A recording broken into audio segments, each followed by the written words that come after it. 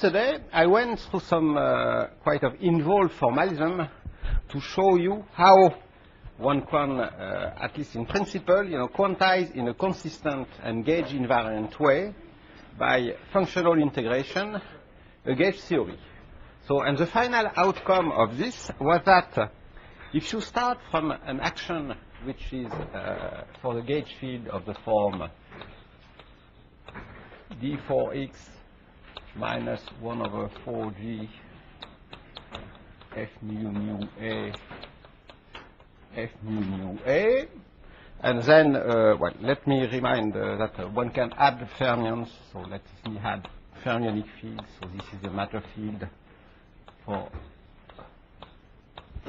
the Dirac fermion. So this is the original action, where this is the contribution for the Dirac fermions. This is the covariant derivative. So it involves the coupling between the gauge field and the fermion, because d slash is gamma mu d mu minus or plus, I don't remember, a mu in some sense, with a t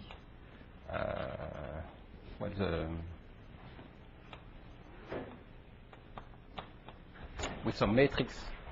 So these are the Lorentz, the group indices, and these are the indices for the representation in which the fermions live, because the fermions carry both the standard Dirac indices and the group indices. So those are group indices. Those are the Lorentz indices, and this is also group indices. Okay, and f mu nu is also contains a nonlinear term, because f mu nu, we have seen, is in fact d mu a nu minus d mu a mu minus, I think, I a mu a nu. Okay. Okay. We have seen that in order to quantize this by functional integration in a consistent way, we need to use a gauge fixing. And in order to make this gauge fixing, this amounts to add to this action what is called a gauge fixing term in the action, which will enforce a constraint on the gauge field. And we have seen that, for instance, one of the possible gauge, yes? Yes? There should be a Dirac index on psi on the right-hand side, downstairs. That's one of the Lorentz, alpha. I'm sorry, Dirac. Sorry. Well, Dirac is one index of representation with the value. That's all. Oh, well, there's something which is there should be a delta function within the bracket in the derivative. In the definition of the covariant derivative, the I. Oh. Tij. Yes. So No. No, there is no. Where do you see The T. It says the U. Here I have just the sum of everything. Representation indices I and J. Oh, the delta I and yeah. So. This was it. Yes. Okay, so you need to add a gauge fixing term, and in fact, the gauge fixing term, for instance, it may be. We gave two examples. One example that was that, so I will call this a gauge fixing term. And one example was minus 1 over zeta squared d mu a mu squared, where zeta some, here zeta some parameter. Okay. we have seen that it is also possible to have another gauge fixing term, which is d4x, and by introducing some auxiliary field BA, and in that case we can make b mu a mu minus omega a, where omega a is some function. So those are two choices of gauge fixing parameters. Here, BA is an auxiliary field, which is just when you integrate over this auxiliary field, you get the gauge constraints that d mu a mu minus w is equal to 0. So omega a is some classical, I mean it's not quantized, classical function. So it's one gauge parameter. Okay, so these are two possible shows. And we have seen that in order to compensate for this gauge fixing term and to treat properly the measure in the functional integral, you have to add a ghost, what is called rather the Fadeev-Popov term involving ghost and anti-ghost, and which is simply, in both cases, this is simply, so the S for the Fadeev-Popov is integral d for x, and then I have the C bar d mu of C acting on C, where so this d mu acts on d mu is d mu a covariant derivative like that, but acting on the ghost field. So we have those ghost fields C of x and C bar of x, which are the ghost and anti-ghost. They carry group indices, so they are in the same representation of the gauge group than the gauge potential. They carry no spin, and they anti-commute. So they correspond to a fermionic, which to quantum fields, which obey the Fermi statistics. So they are spin 0, same charge as the AMU. So they carry the same kind of current than the gauge bosons, but they are fermions because they anti-commute. They correspond to anti-commute. They anti-commute. So the commutation relation in a proper quantized theory, the commutation relation of the operator will be anti-commutation relation. Okay, and once you have done that, in fact, what you have to do in order to quantize the theory is to define everything you will compute in the theory by a functional integral of the form. You have not only to integrate over A, you have to integrate not only on the fermions field, so that's the original matter field of your theory, but you have to make a functional integration over the ghosts, and in this case, possibly, you have to make a functional integration over the auxiliary field, if there is an auxiliary field. Okay? And once you have that, you have to compute your observable with an exponential I times the original action, let us call it S, plus the action for the gauge fix, the term corresponding to the gauge fixation term, plus the Fadeev-Popov action. And computing functional integrals like that, you expect to obtain a sensible result. But of course, what you are interested by computing by your functional integral is to compute expectation value in the vacuum of some observable, some products of operator, omega. So to those observables will correspond some function O of the fields. Okay? And you have to divide, so this will be given by such a kind of functional integral.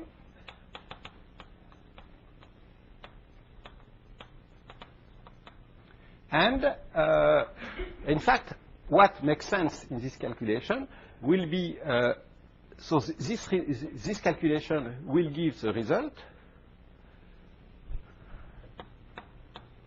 which in fact is expected to depend on the gauge fixing choice. So for instance, it should depend on, in general, it will depend on the gauge fixing parameters. For instance, here the gauge fixing parameter is this variable, is this number psi. Or in this procedure, it is this function. This shows a function omega A of x. Yes?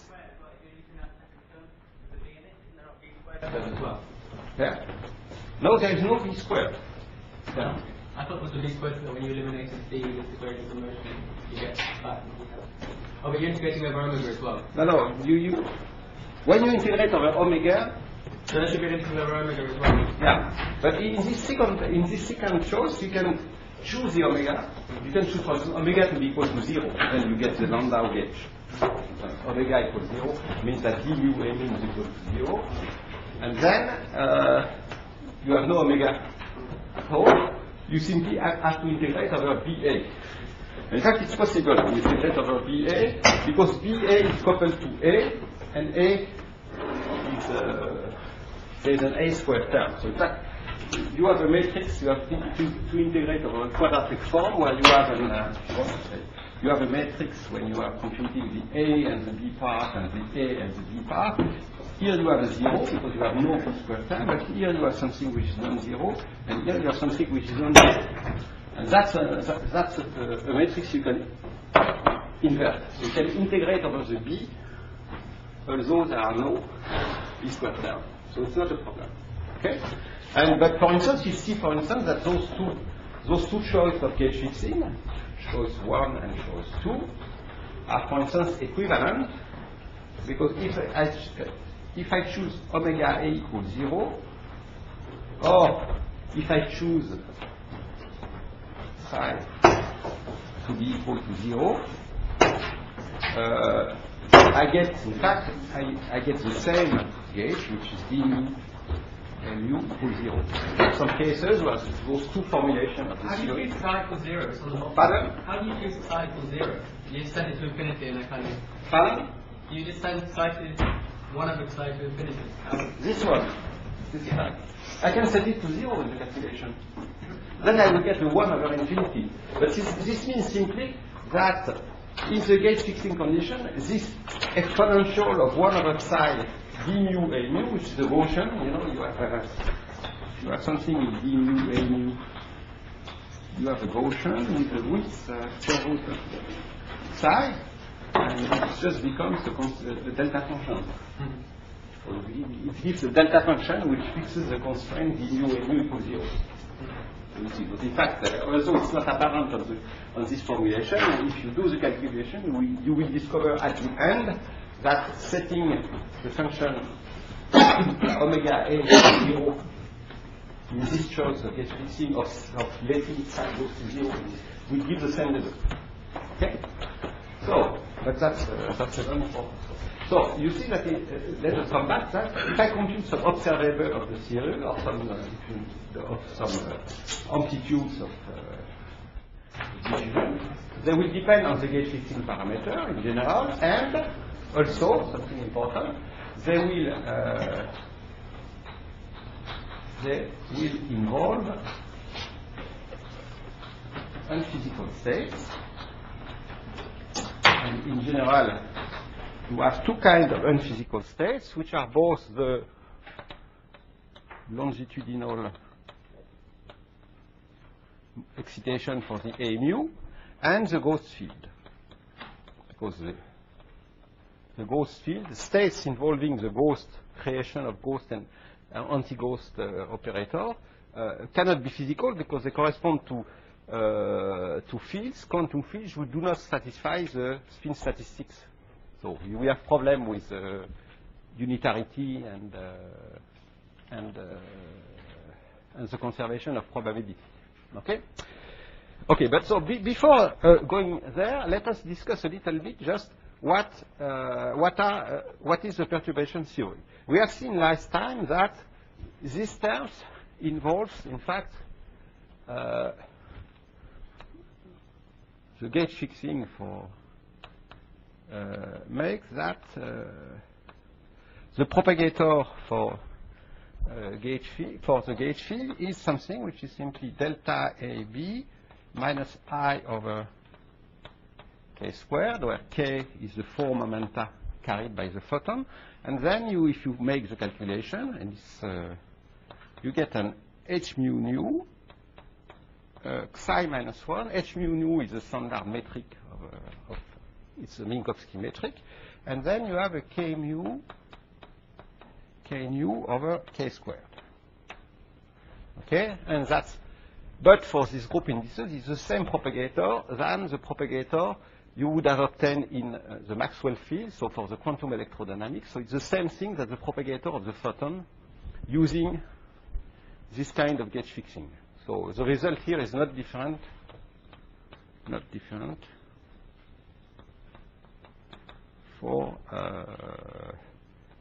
for instance, for a non-abelian gauge field like SU2 or for the U1 gauge theory, which is the Maxwell field. So it's the same, simply you have here the group structure means simply that the charge is conserved. Okay? We have seen that there is a propagator for the, so this is a propagator for the A field. The propagator for the fermions will be simply the Dirac propagator. So it will be delta Ig times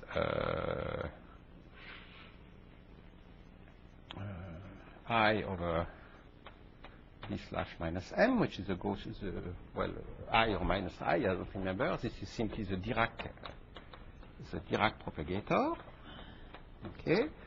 And we have seen that there are now interaction terms. So there are interaction terms which come from the so you have interaction terms between 3 gauge bosons. You have interaction term which is between 4 gauge bosons. Okay? So those interaction terms carry a lot of structure because there is structure indices, because this gauge boson depends both on mu b, nu rho c, and here you have a mu a, mu b, rho c,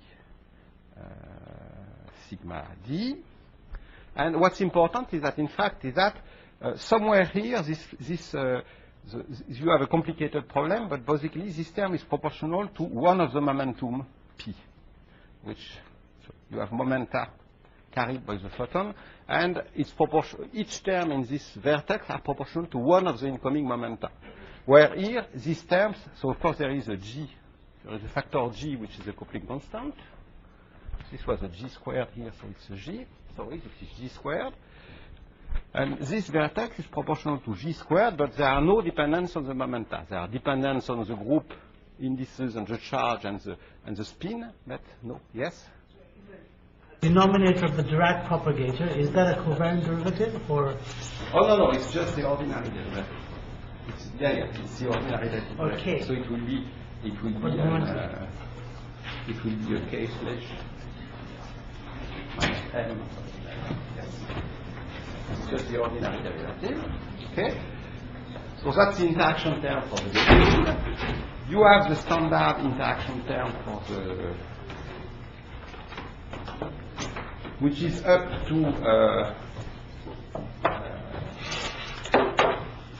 mu a, and here I have an I alpha and a g beta. I have an interaction term between the gauge boson and the fermions, okay, which up to some group symmetry factor will be the same than the interaction term for the between the photon and the fermions in QED. Okay? And finally, we have the ghost.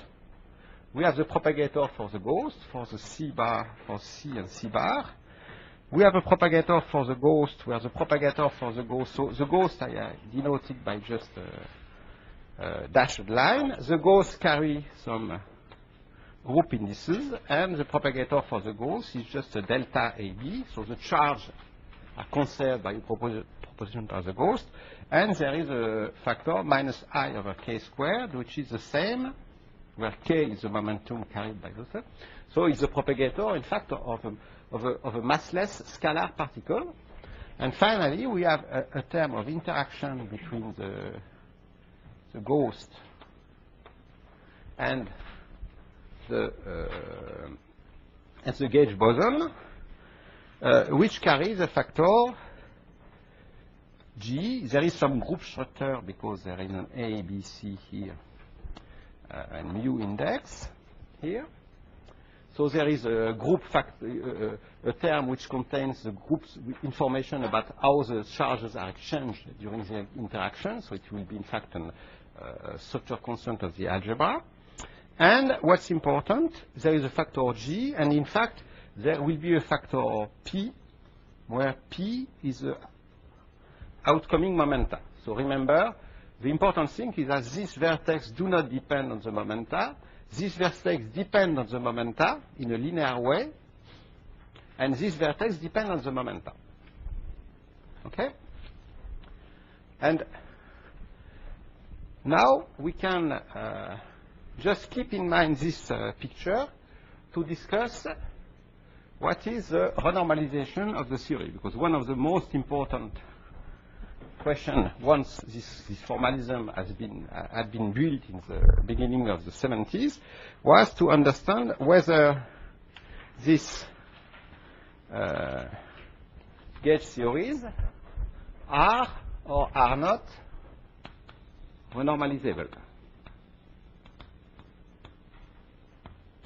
Okay? And for that, you have to consider where are the possible divergence of the theory. Okay? So, means can we get rid of the ultraviolet divergences of the theory?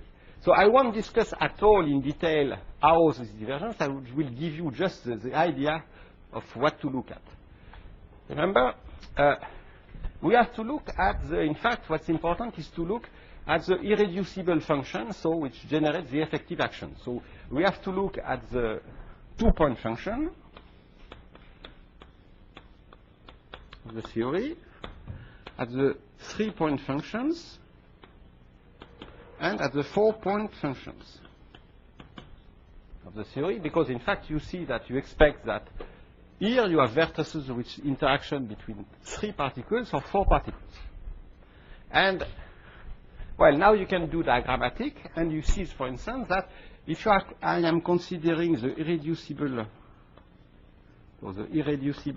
function involving two gauge field, well, you will have first the propagator that I wrote here, and then at second order, at order G squared, you will have, in fact, three kinds of diagram, or four kinds. In fact, first you will have the standard diagrams, which is already present in electrodynamics, which is just a loop involving a fermion and an antifermion. So you have a gauge boson which propagates, and at some point it creates a pair of a fermion and its antifermions, and so it's a fluctuation in the vacuum, and then they annihilate and they form the photons. So that's the standard process. That's a fermionic loop. Now you have to remember that the gauge boson interacts with itself. So you can have also a process where a gauge boson creates a pair of gauge bosons, which creates a boson again. So this corresponds to a diagram like that. You also have a process like that, because you have a four boson interaction, and that's a diagram that we have met already when discussing the renormalization of phi 4. Okay, and finally, you have to, yes? Is that a G squared term or? It's a G squared term because this vertex comes with a G, this vertex comes with a G. No, the last one. This one is a G squared, yes? Oh, yes. Yes. Well, of course, this diagram is also proportional to G. Okay? And finally, you have to remember that you have also those bits string of ghosts. So you may also have a process where a gauge boson creates a ghost and an anti-ghost. Je vais comme ça. Okay? And something very important is that both the fermion and the ghost are particles which obey the Fermi statistic, while the gauge bosons are bosons. They are spin 1 particles, so they obey the Bose-Einstein statistics. And in fact, this means that if you do the calculation, taking into account the fact that psi and psi bar and C bar are anti-commutating variables, in fact, there is a minus sign associated to a loop of fermions. That's something which you have met already in quantum electrodynamics. And there is also a minus sign in the ghosts. Okay, it's not very important because I have not written what are all the coefficients which come from the contraction of the indices, but in fact you have to remember that you have a minus sign here and the minus sign here, because if you have fermions, there is a minus 1 sign, a minus sign per loop of fermions. Okay? Okay, now let us look at this kind of diagram. So you see, here the propagator, we are now in 4 dimensions. Okay, as usual. So these loops carry an integral of the four momenta of the products of the propagator. Okay, times the products of the propagator. Here, for the fermions, remember, the fermions carry a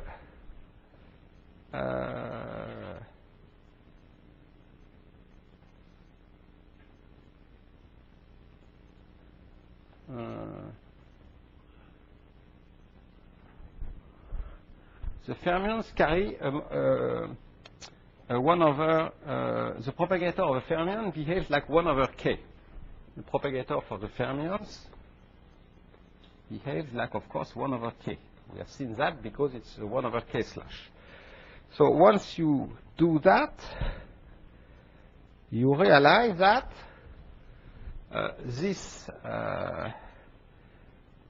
you have an integral over d4k, 1 over k times 1 over k.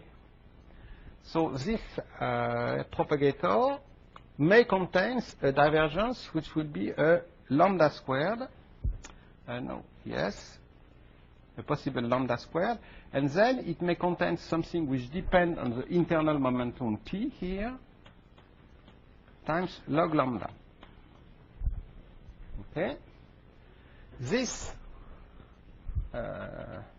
here it is the same. Because you have seen that each vertex here contains a p. So either it's the p which is coming here, or it's the internal momentum k which is contained here. So if you realize that, you realize that these diagrams, in fact,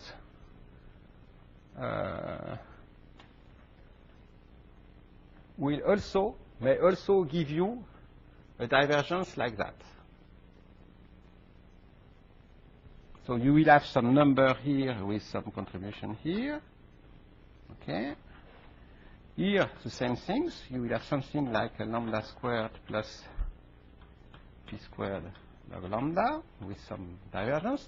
These terms, in fact, will contain a possible dangerous term which will be a constant times a log lambda. And same thing for the ghost. the Gauss propagator behaves like 1 over k squared. But there is a momentum carried by the Gauss, so this can also contain the lambda squared plus a dangerous p squared log lambda. Okay? And now, if one does the calculation carefully, taking into account all the group indices, in fact, what comes out is that, in fact, because of gauge invariance, all the lambda squared disappear. Such terms disappear also because it cannot depend on something. There is a cancellation.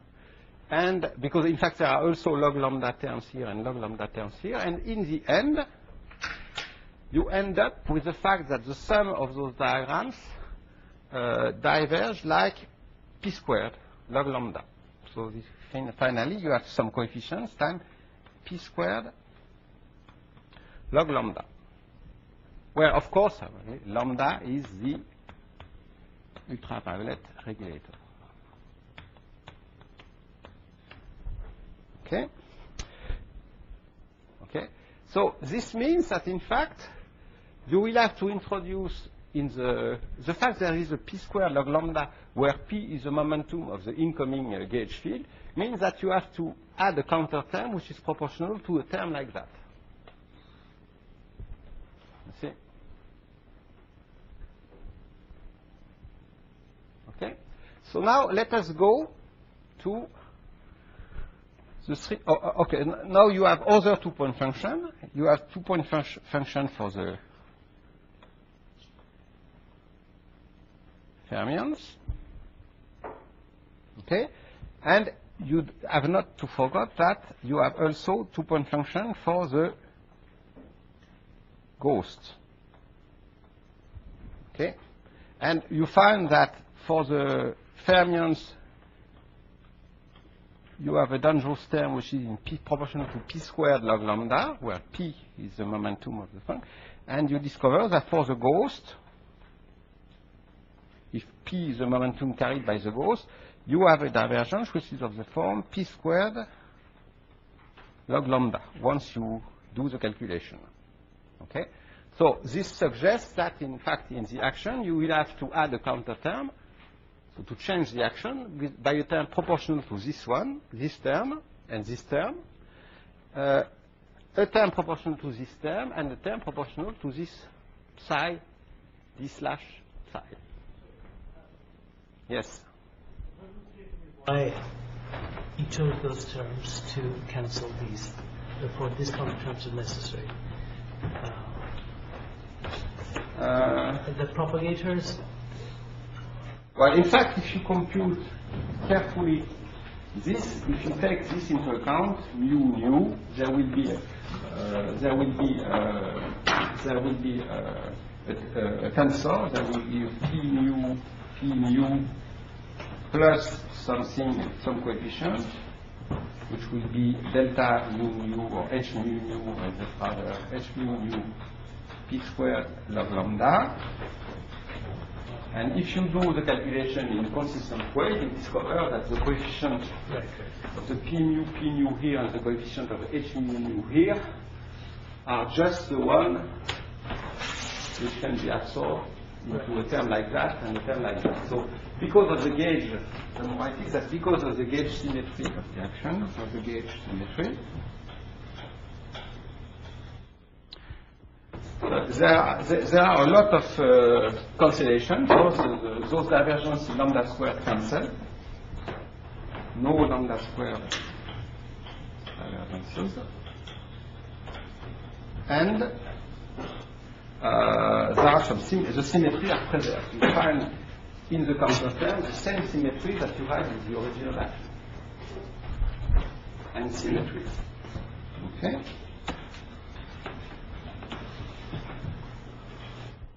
So I don't show at all why this works and how it works, but I just tell you that, in fact, when you do this calculation, you will already discover a lot of numbers which are the same. Yes? So we saw before when we were talking about the OPE, the operator product expansion, that Yes. these divergences come from trying to define products of operators at Yes. once. So what are the operators here and what is the... Well, for instance, here you have an operator. Here, for instance, well, let us consider this. Here I am considering an OPE of an operator which should be A, which will be an, for instance, this diagram, I will be an operator when I have an A, and a DA, and I have an A, and a DA, and I'm trying to define the product of those two operators. You see, at coinciding points. And what we find is that this operator diverge like precisely a dA minus dA.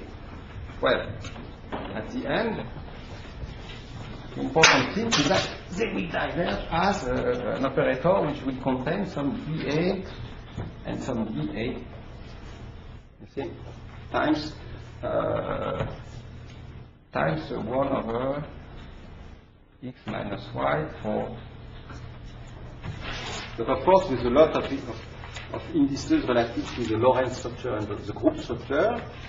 And in general, this operator is not gauge invariant because it's just a part of something which is gauge invariant. And therefore, this you will have a combination which is not gauge invariant. And it's only when you sum the operator which are present here, here, here, and here that you get at the end something which would be also still gauge invariant. So there are a lot of consolidation coming from the gauge invariant. So is it the gauge symmetry that makes all these miracles happen? Yes, it's the gauge symmetry which makes everything happen. Okay? And of course, you have to work either in calculation very precisely, and that's, for example, done in the book by Michael Peskin, or in any good book of quantum field theory dealing with gauge theories, or there are mathematical proofs that it works. Okay? Okay, so but you see that you have divergences coming from those kind of diagrams.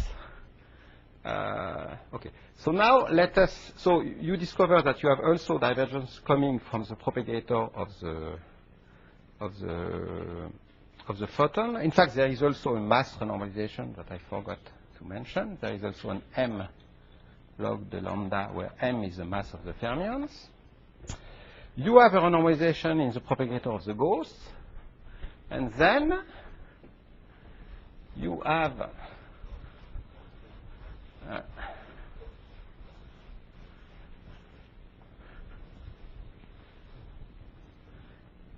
now if you go into considering, for instance, a three-point function involving three bosons, then well, there are a lot of diagrams which intervene. You have diagrams involving the boson. You have diagrams, so you have a loop of fermions. Here you have a loop of fermions. You have diagrams involving a loop of ghosts. Okay. You have a diagram involving a loop of gauge bosons themselves.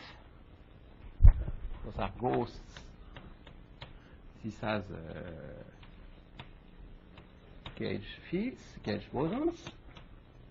And you have in addition also an additional vertex diagrams, which is this one, which is also possible. Okay? And when you do that, you discover that in fact there are divergences associated to these diagrams, because for instance these diagrams diverge like a logarithm. These diagrams may diverge like a logarithm of lambda. These diagrams can diverge like lambda, so this diverge like log lambda. This diverge with a p, and one of the external momenta there will be a p. No, it can also diverge like a lambda because of that. So it can diverge like lambda or log lambda times one of the momenta. The same here. The same here. The same here. But at the end, everything cancels, and you find that it's only diverged like p times log lambda, where p is one of the momenta. And in fact, it has the same structure as the structure of the vertex here. Okay? Now, you may also consider 4 loop diagrams involving 4 photons, so 4 gauge field. And then, well, it's an exercise. Let us show you can have a diagram with a loop of fermions. You can have a diagram with a loop of ghosts.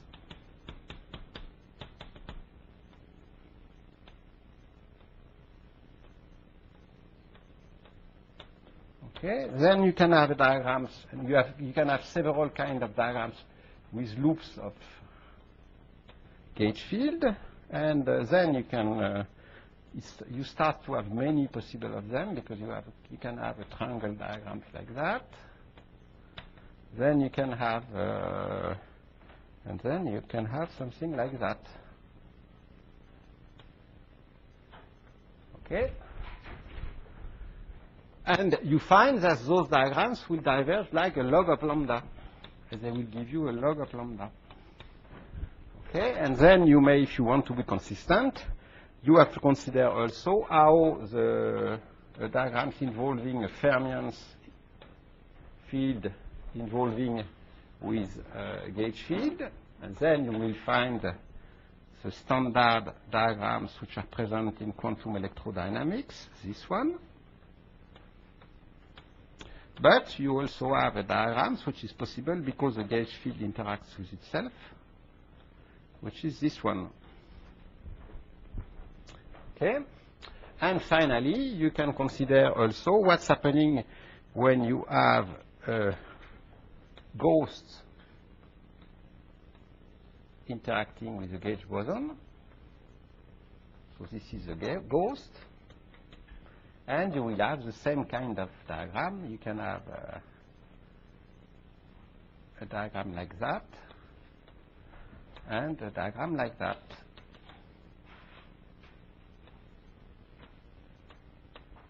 So you see that already at one loop, the combinatorics of the perturbative expansion of a non-abelian gauge field is much more complicated than that of quantum electrodynamics, and you have to check that these diagrams will diverge like also log lambda, and this diagram will diverge like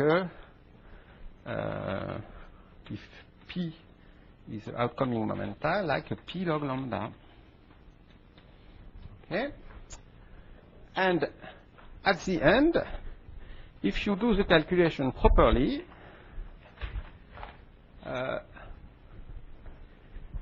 you discover that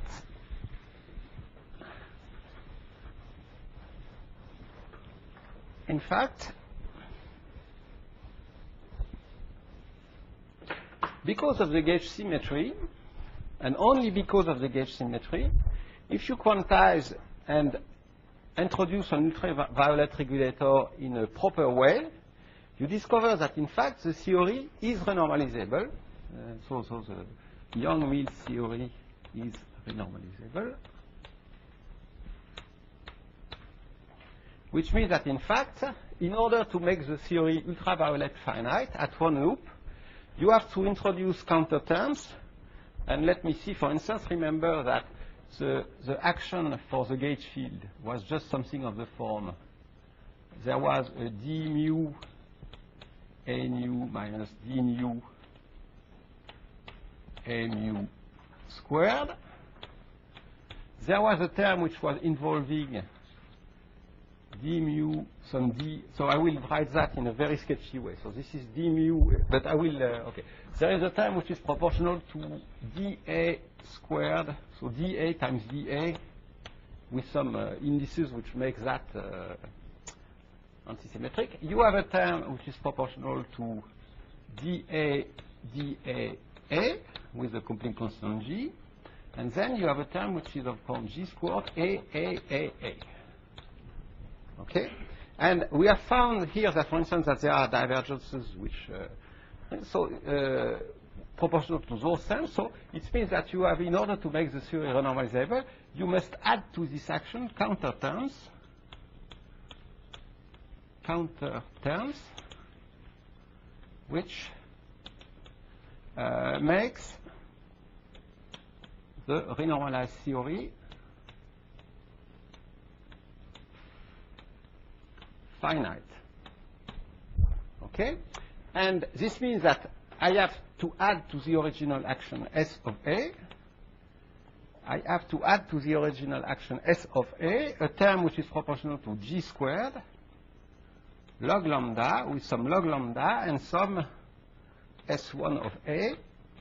This is the counter term. This is the original action containing term of this form. And so it means that you have to here I have to introduce a term, let us call it first counter term C1. Here I have to introduce a second counter term C2, and here I have to introduce a third counter term C3, okay, which contains some log of lambda in order to make, when you compute with this new action, which is a renormalized action, you get something finite. And a priori, those coefficients may be arbitrary, you see. But because of gauge invariance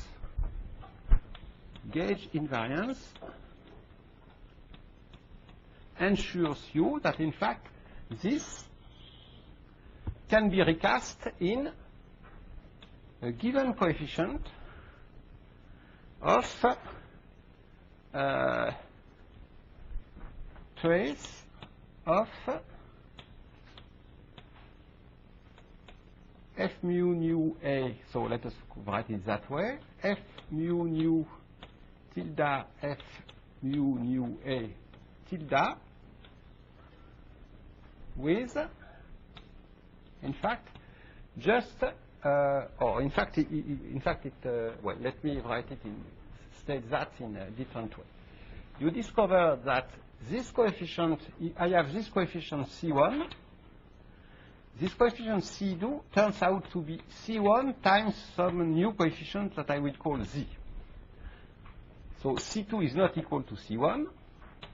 And this coefficient C3 is not equal to C1 or to C2, but it's equal to C1 times a coefficient Z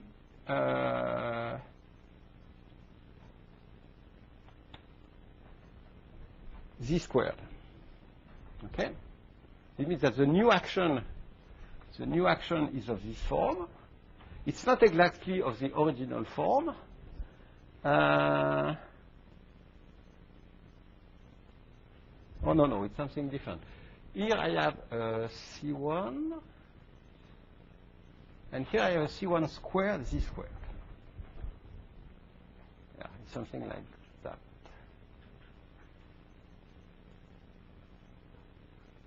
And this means that, in fact, you see, with those coefficients containing some logarithm.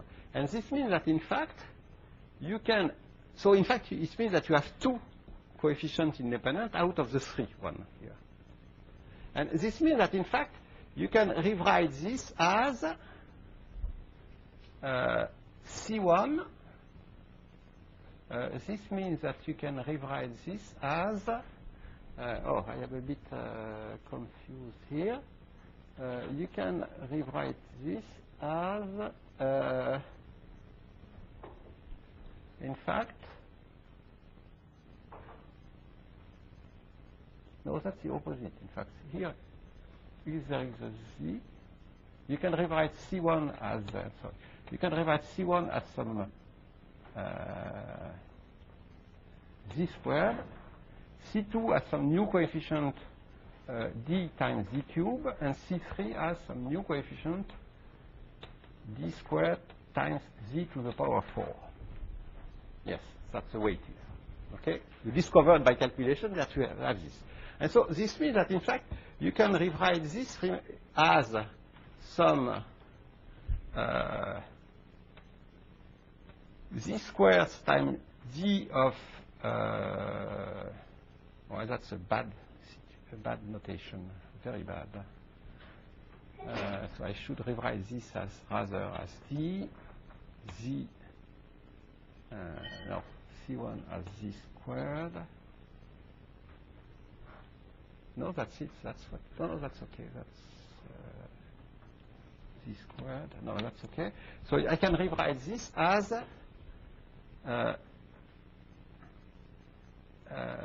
d of ZA squared plus dg times d of ZA times ZA plus some coefficient which is dg squared ZA. Oh no, this is a DAA here, ZA to the power 4. So you see that in addition to the fact that the logarithm, the log A disappear, you find that in fact, out of those three coefficients, you have only two coefficients independent, two independent coefficients. And this amounts to make first a renormalization of the coupling constant. That in fact what happens is that you have to renormalize the coupling constant and the gauge field mu. Because you see that, yes? There should be one of the deltas, the derivative should not be there. Yes, yes, I'm sorry. Yes, there is only one derivative here, and there is one derivative here. And here you have... so in fact, once you have done the calculation, you find that in fact, there is a renormalization of the coupling constant and a renormalization of the gauge field, but it can be done in a way which is consistent with the gauge invariance of the theory. Yes? So if why it was actually called renormalization, you can see we actually are changing the normalization of A. You know, the coefficient in front of A. Yes. The field, the normalization of the field is changing. Yes. Is that why it's called renormalization? Well, you can define it as a change of normalization or a renormalization, but it's just the same thing. So you prepare to... So we didn't really see why it was called renormalization before, because what were we normalizing? We are just you are just adjusting the normalization of what you call a field operator. Remember, in any gauge theory, you have a field. In any theory, you have a field operator. For instance, in the scalar field theory we started, and you have studied in chemical conjunction, you have a field operator, and in general, so it depends on X, you can define its Fourier transform T hash of K, simply by taking the Fourier transform of this operator, and acting on the vacuum of the theory,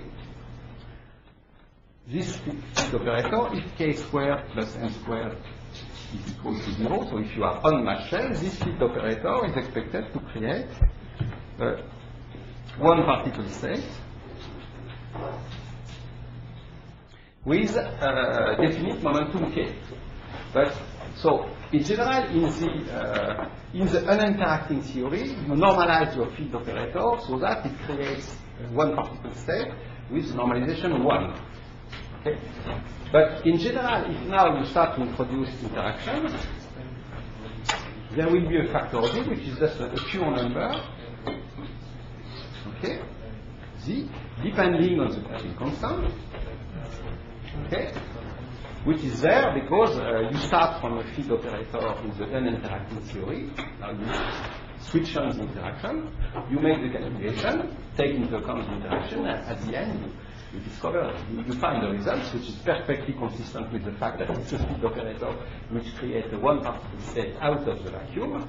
But simply, you have done the calculations, there are no reason to change the normalization, so that the normalization stays 1. Okay? But that's not a problem, because this is just an operator of the theory, and there is just... The important thing is that it creates a one particle state out of the vacuum.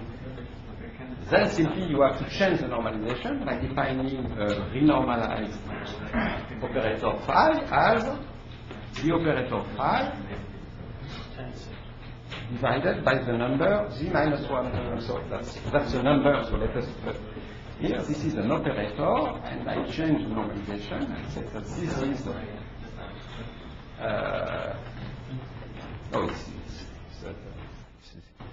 axis z minus 1. The original operator with some factor z, and with this change of normalization, we correspond to renormalize just the field operator. With this new field operator, it's well defined. So phi hat of renormalized of k applied on the vacuum creates a one particle state with a good normalization. So this is, if you have to introduce a renormalization like that, which changes the definition of your field operator, it's simply because you have a field operator in the interacting theory that you have defined by making a perturbation of the field operator in the non-interacting theory, and simply you have to take into account that by switching on the interaction, in general, the normalization of the field operator changes, and you have to absorb that into the definition of a new field operator if you want to still have this normalization, which is the most convenient for the calculation. Work with 5-to-the 4th theory. Why did we not see this when we worked with 5-to-the 4th theory? We haven't seen that in the 5-4 theory at one loop, because in the 5-4 theory at one loop, you only have a diagram like that, and the diagram at the one diagram at that order doesn't contain any divergence which is proportional to p squared log lambda. And that's because there is no p squared log lambda divergences in the two-point function at one loop. So it's one particularity just of the 5-4 theory. Okay?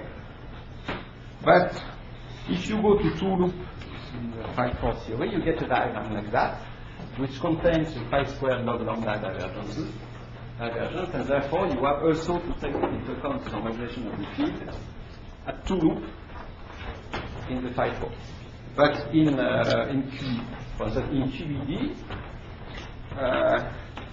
you have a diagram like that, which contains a p slash log lambda divergence for the propagator of the fermion, the electron, in QED. Therefore, in QED, there is a field renormalization for the Dirac operator creating an electron or a positron out of the vacuum. Okay? So what I'm saying is that the fact that there are divergences like that tells you that you have also a field, you need also to renormalize, to change the normalization of the field operator creating a gauge field, so gluon, the quanta of the gauge field out of the vacuum in order to normalize it properly. Okay? Okay, so once you have done that, this means that there will be also a renormalization of the Dirac field. There will be also a renormalization of the Bose. This is the fermion. That's what I wrote here for the fermion. This is for the Bose. And everything boils down to the fact that the theory, the Yang-Mills theory, is renormalizable. And that was one of the very, very important results of the beginning of the 1970s, because that was the starting point of modern quantum field theory application to high energy physics. So let me just give you, I have only 1/4 of an hour left, so I will be very, very sketchy, but so here I have explained to you the principle of a calculation without giving any detail. But what I want just to give you into some name, the fact that the Yang-Mills theory is really renormalizable at one loop was first, I think, established. So the fact that it's renormalizable at one loop, so at first order in perturbation theory, was first established by a Young theoretician, well, at that time, Young theoretician, Dutch theoretician called Gerhard Toft. And he showed that, I think, while he was almost still a PhD student, in 1971, and he performed the first calculation, the first reliable, let us say, calculation of the renormalization of the coupling constant.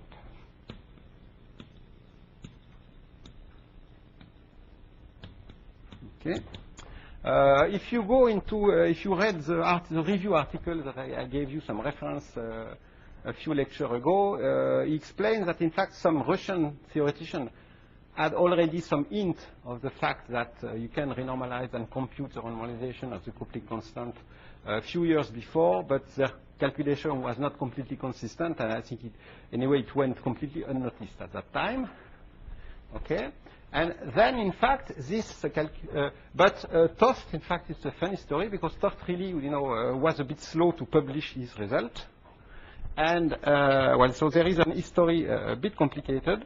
And it's only, in fact, in 73 that Politzer and Gross and Wilczek, so some American, well, theoretician from the United States, in fact, did the calculation, realized that it was very, very important for the theory of strong interaction. Okay. And why is this result really, really important?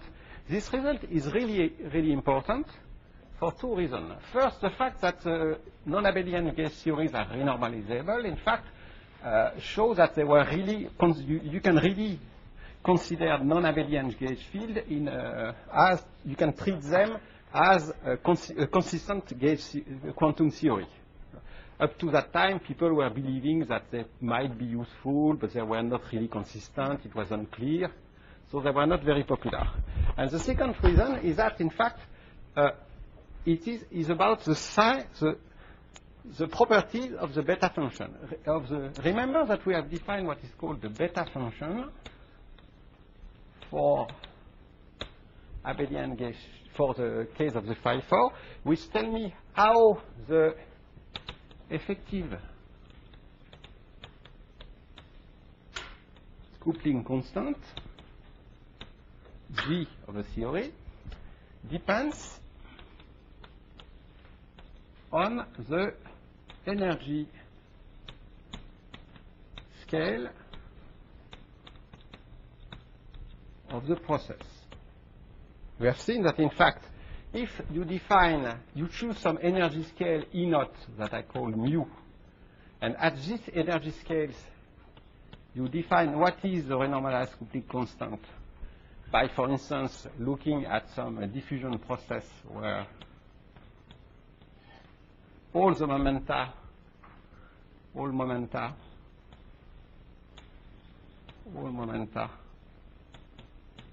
are over the mu, okay? So this defines some quantity. So all the momenta of order mu.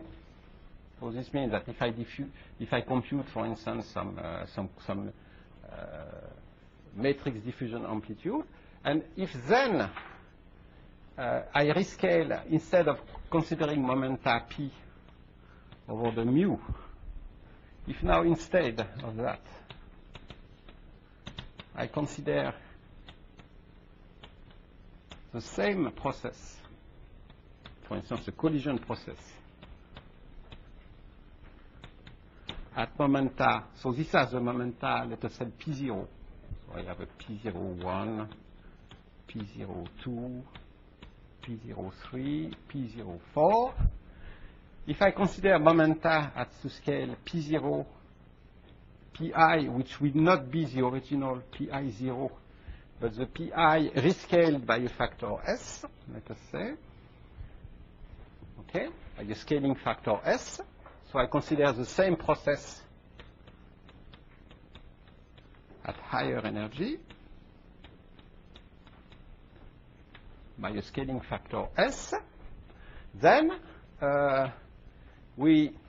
if the theory is renormalizable at higher energy, so at an energy E, which will be equal to the S times the initial energy E naught, in fact, the amplitude will be described by a process of the theory with an effective coupling constant S different from GR because there is the effect of renormalization. And the dependence in the scaling factor. So S is the energy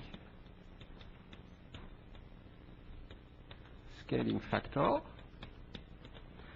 And the dependence of the scaling energy factor is contained in what is called the beta functions, because you discover that if you see how this effective complete constant vary with the scale of the energy, the calculation of renormalization that we made, for instance, for the phi-4 theory, but which can be made for the Yang-Mills theory, shows you that, in fact, this is given by a beta function, which is a beta function only on G effective of S. Okay?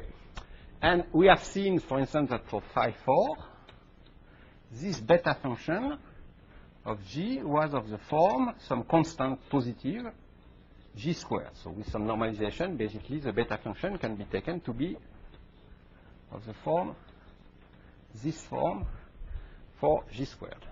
So this is for phi-4. Now, the very important results of Yang-Mills theory, pardon? Pardon? Oh, yes, yes. This is simply G and beta.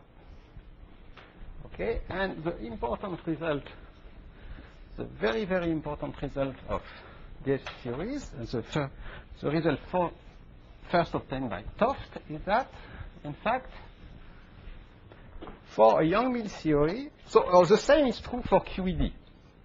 For QED, the beta function is, in fact, the coupling constant is alpha is E squared, and the beta function of E squared is something like plus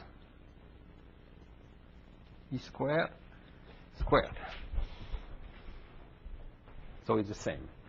Now, for Yang-Mills theory, and in fact, the result can be, for instance, written for an SUN gauge series. The beta function for an SUN gauge series is, we have seen that it's, the coupling constant is in fact G squared. So let us write it in this way. The beta function for the quantity G squared, which is in fact the real coupling constant of the theory, is of the form, there is a, so there is some coefficient, I won't write it, but there is a G squared term. There is some numerical coefficient which is positive that I won't write. And what's important is that there is n squared minus 1 divided by 2n, well, with some normalization. And the important fact is that, in fact, this coefficient here is negative. So this is for an SUN gauge theory. So in particular, for the case we have been considering when n equals 2, this is, you see, there is a G4 here because the coupling constant is G squared. So in terms of this coupling constant G squared, the beta function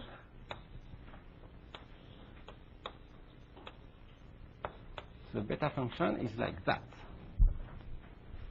Okay? And so it is the opposite sign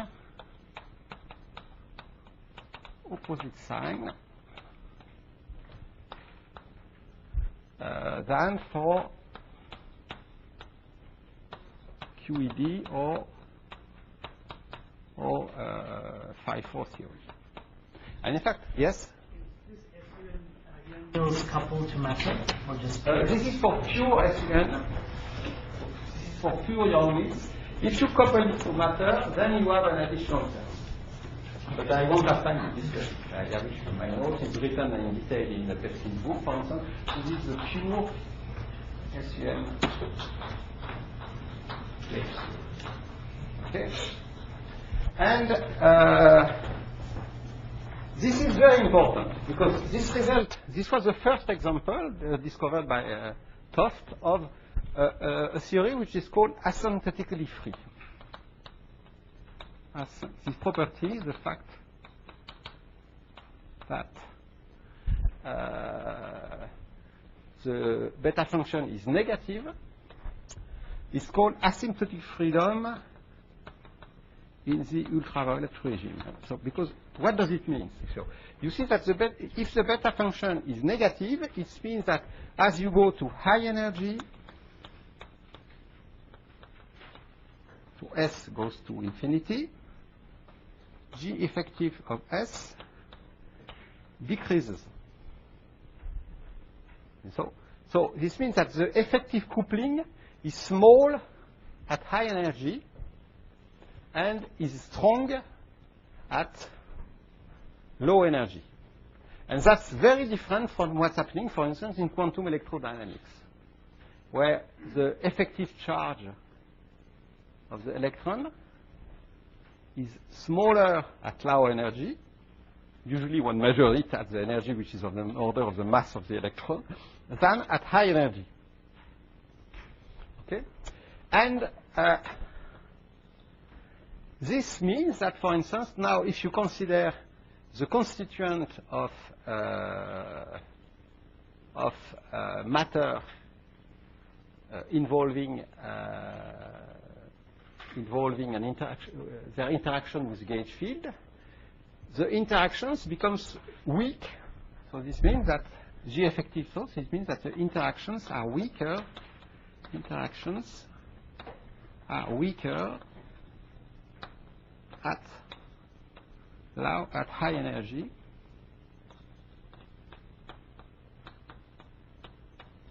energies, and in some sense vanishes, if you want, they vanishes at infinitely large energies. Okay, and you can even have estimate this, because you can integrate this equation. Let us integrate this equation d over ds of some coupling constant g, assumes that is equal to minus g squared as a function of s. You integrate this equation and you discover that g of s is equal to g0 divided by 1 plus basically this will be a g0 log s, something like that. If at s equal 1, namely at e equal e0, g equal g0. You see? So you see that because of this minus sign, there is a plus sign here. So when you go to large S, this decreases logarithmically with the energy. So in fact, it tells you that the effective coupling decreases logarithmically with like 1 over the logarithm of the energy. See? Okay. And this, in fact, in the beginning of the 70s, was precisely what had been observed in the famous experiment at SLAC. And you have met last week James Bjorken, which was one of the pioneers of the theoretical interpretation of the results of those experiments. So there was those famous experiments where this so-called Bjorken scaling,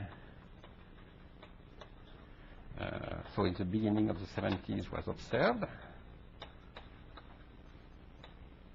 And it was something very mysterious at that time, and it was explained by these gentlemen. We say, haha, but this may be very well explained if the constituents which are inside the proton and the neutrons are made out of particles which interact via non-abelian gauge field.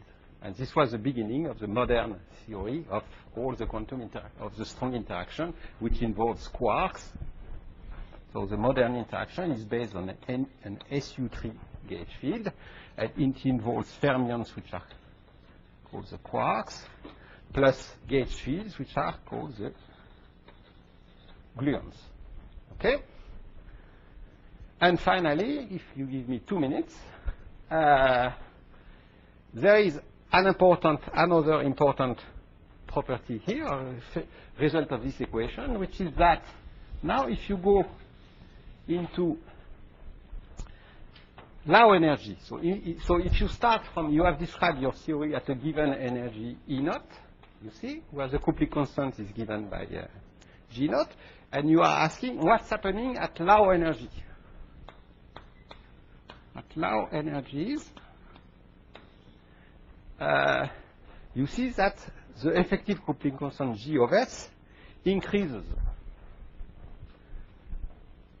G of S increases as S decreases. And you see that even if you start from a theory where G naught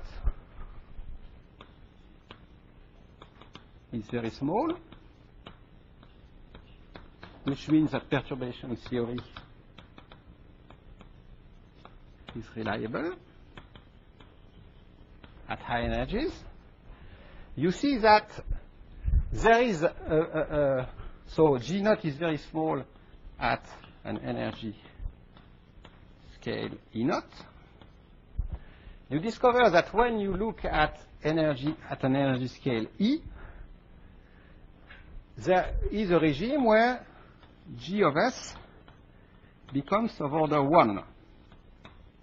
So this means that there is a strong coupling, and the interaction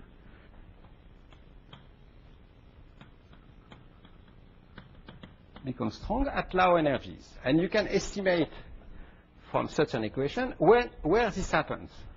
And this happens, of course, when, with this kind of calculation, when E over E naught is of the order of exponential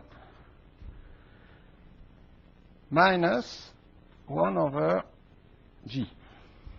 Because this becomes of order 1 when this becomes of order 0, if you want, so that this becomes much larger.